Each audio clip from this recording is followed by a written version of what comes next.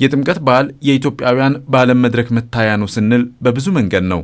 ኢትዮጵያ ለዓለም ካበረከተችው ልዩ የአደባባይ በዓል አንዱ የሆነው የጥምቀት በዓል በዩኔስኮ ከማይዳሰሱ ቅርስነት ሲመዘገብ በውስጡ የያዛቸውን የተለያዩ ስርዓቶችን ታሳቢ ያደረገ ነው። ከዛ ባለፈም በበዓሉ ላይ የሚታዩ የተለያዩ ኢትዮጵያዊ መልኮች የበዓሉ ድምቀቶች ሆነው እንዲናፈቅ ያደርገዋል። የኢትዮጵያ ሕዝብ የተለያዩ ብሔር ብሔረሰቦች የተለያዩ የባህልና የአልባሳት ጥበብ አላቸው እና ያን ጥበብ ደግሞ ምናሳይበት ምናንጸባርቅበት ለዓለም ምናሳይበት ነው። ቤተሰብ የተለያየ አንድ አይነት ልብስ ይለብስና በተለያየ ባማረ ሁኔታ በተለያየ ሁኔታ አንድ ላይ ውበቱን ይገልጻልና ከዚህ አንጻር ሳየው ትልቅ ነገር ነው ጥምቀት። በእውነት ባህላችንን የሚያሳድግልን አገራችንን የሚያስተዋውቅልን የመጀመሪያው አልባሳታችን ደምቀን የምንወጣበት ጥምቀት በዓል ነው። አሁንም ይሄንን አጠናክረን መቀጠል ነው ያለብን። ጥምቀት የኢትዮጵያ ጥበብ ጎልቶ የሚወጣበትም ነው። በተለይም በአልባሳቱ ሸማኔው በየዓመቱ ተጨንቆና ተጠቦ ጥበቡን የሚያሳይበት ከዛሬ 5ና ከዛም በላይ በነበሩ ዓመታት ይለበሱ የነበሩ የባህል ልብሶች ዛሬ ላይ ይበልጥ ጥበብ ተገልጦባቸው አምረውና ተውበው የበዓሉ ድምቀት ሆነው ይስተዋላል። ኢትዮጵያውያኑም በሀገር ልብሶቻቸው ይበልጥ እንዲኮሩና አዘወትረው ለመልበስ እንዲችሉ ካደረጉት አንዱ በመሰል የአደባባይ በዓላት ላይ በሸማኔው ጥበብ ተሰርተው መውጣታቸው ነው። እኛ አለባበሳችን ከዓለም ላይ ለየት ያለ ነው።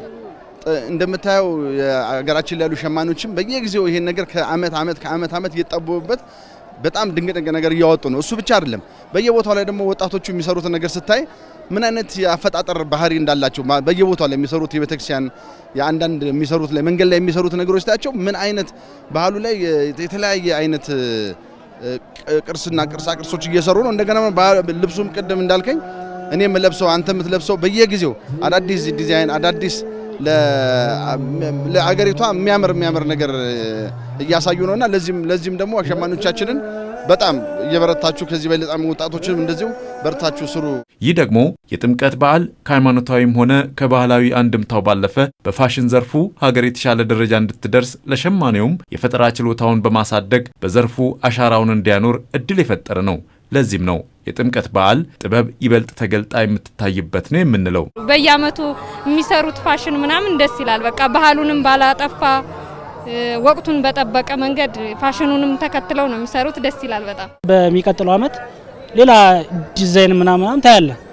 ይሄ ማለት በኢትዮጵያ ውስጥ ያሉ ሙያተኞች ዲዛይነሮች እያደገ መምጣትን የምታሳዩ የተለያየ ዲዛይነር ልብስ አለባበስ ታያለ፣ የተለያየ ህትመትም ታያለ። በየጊዜው የተለያየ ነገር ይመጣል። በየዓመቱ አዳዲስ ዲዛይኖች ይመጣሉ። ሸማኔዎች ጥበባቸውን ያሳያሉ። እንደገና ደግሞ ሸማቹ ደግሞ ያንን ለብሶ ያምርበታል። አይታ አጠግበው የሆነ እዚህ ዝም ብለህ ስትዞር ወደ አይንህ ሲዞር ከቦታ ወደ ቦታ የተለያየ ልዩ ነገር ታያለህና ጥበብ ኢትዮጵያ ውስጥ በእውነት ለዓለም ራሱ ምስክር የሚሆን ጥበብ ነው ያለው። ሸማኔዎች በዚህ አጋጣሚ እኔ እንደ አጋጣሚ ለሽሮ ሜዳ ቅርብ ስለሆንኩኝ የሸማኔዎችን ድካምና ስራ ቃለውና በጣም ነው የሚመሰገኑት። በየዓመቱ የተለያዩ አይነት ጥበብ አይነቶችን ታያለህ። ሸማኔውም የራሱን ያለውን የጥበብ ብቃት የሚያሳይበት ነው። እንግዲህ አሁን አጋጣሚ እኔና ልጅ አንድ አይነት ለብሰናል። ያው እንግዲህ በየዓመቱ የተለያዩ የጥበብ ልብሶች እንደሚለበሱ ይታወቃል። እኛ ቤተሰብ መሀልም አንድ አይነት የለበስን አለን። እነዚህ ነገሮች የሚያሳዩት ምንድነው? ሁልጊዜ ለበዓሉ የሚሰጠውን ትኩረትና ሁሉም በየሙያው አሁን ጥበበኛው ጥበቡን ሰርቶ ለለባሽ ያቀርባል።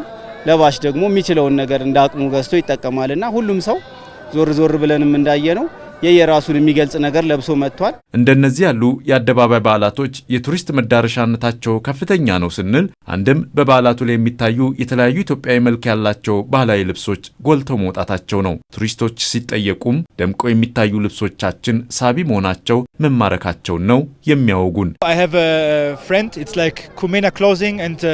ልብስ ቤት ያላት አንድ ጓደኛ አለችኝ። ይህን ቲሸርት ከሷን የወሰድኩት፣ ሌሎች ልብሶችም አሏት። ይህን ለብሼ ወደዚህ መምጣቴ ባህሉን ለመደገፍ ነው። በጣም ነው የሚያምረው። እንደዚህ አይነት በዓል ላይ እንደ ህዝቡ ነው ለብሶ መምጣት የሚገባው።